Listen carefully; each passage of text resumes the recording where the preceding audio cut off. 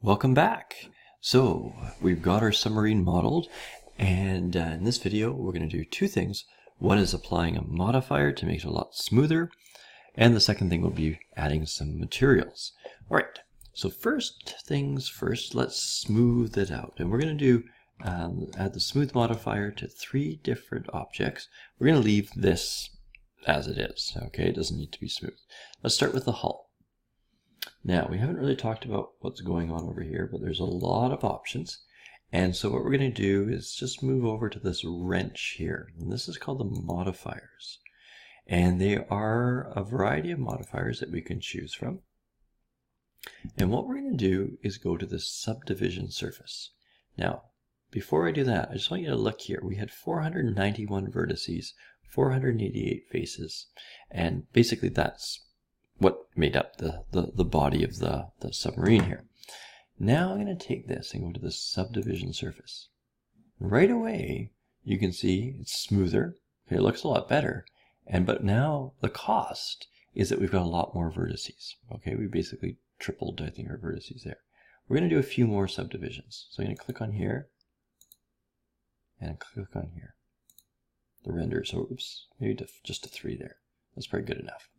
All right, so now we're up to 22,000 vertices.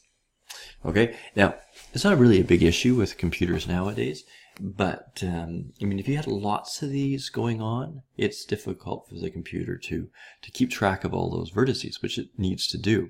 So generally, the more vertices there are, the bigger the file size, the more work the processor has to do to move things around. If you ever look at old games or something, you say, oh, why were these so pixelated? Why were the models so squarish or angular? Well, it's because these curves cost a lot of processor and memory power.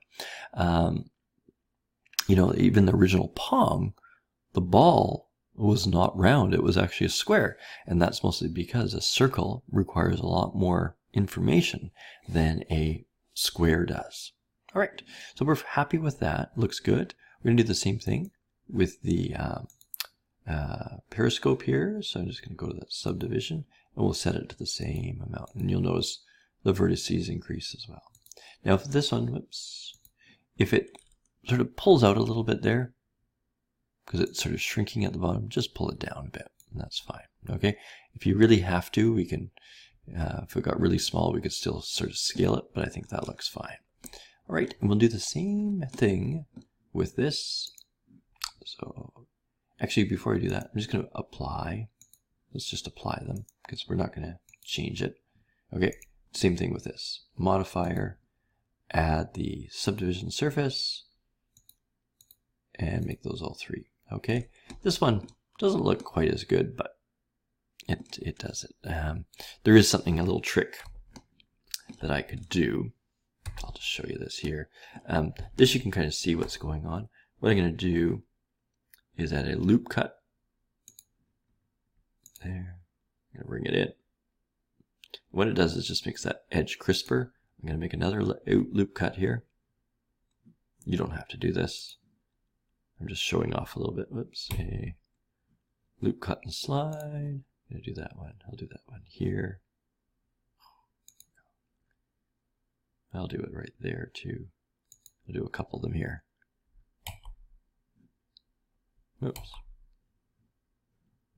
Now I've brought that in. Loop cut and slide. One more there. And all it does is prevents the modifier from smoothing it too much. So it just made that a lot sort of more defined. Don't worry too much about that. I just sort of threw that in there. What I really want to say is that there's so much more you can learn in Blender. It's a huge program with lots and lots of depth, and there's so many resources out there.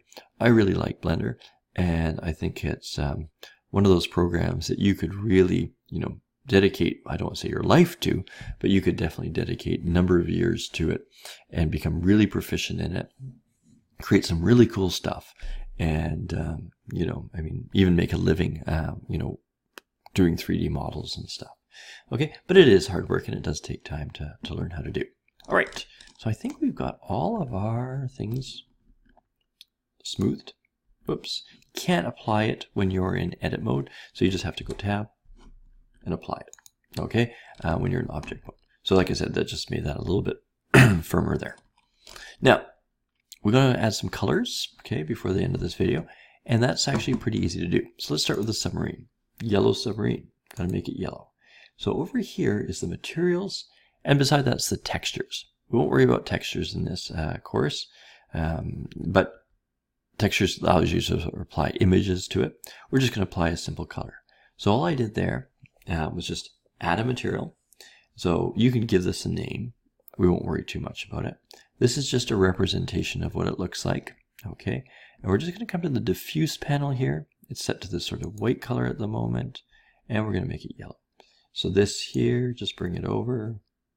Find a nice yellow that you like. Okay, nice and strong yellow. There, perfect. This here is how bright it is, so you can change the exposure, brighter or darker. So I'll just leave it up sort of near the top there. So nice yellow. That's it. It's applied. Specularity is this little bit here, okay, where it sort of gives that shine, and you can reduce the intensity or increase it. And then again, there's so many things in here. You can make things transparent. You can create things that look like metals and all different other types of materials. Again, hours and hours of learning that go on here.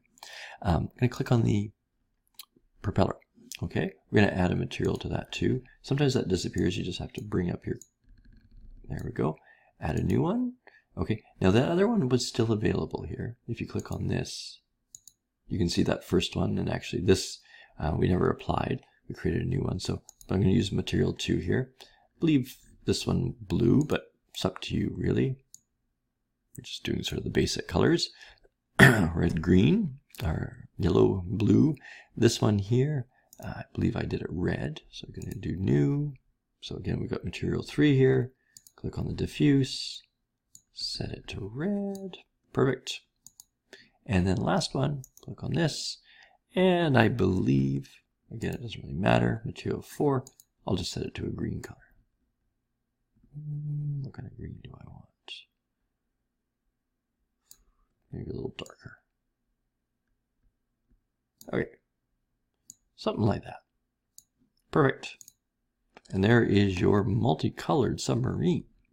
All right, so those are materials. And like I said, there's, again, hundreds, thousands of settings, things that we could do, but this is just an introduction to it. All right, that gives you your basic colors. Good. So there is not that much more to do, really. What we need to do next is talk a little bit about parenting. Okay, and that's sort of how to join the items together, but not join them. And we'll talk about that difference. And then really, we just have to do the animation and then set up a rendering so that we can, well, set up the camera and the lighting, and then do a rendering so we can actually have a video. All right, so we'll do that. We'll definitely do the parenting and maybe start on the animation next video.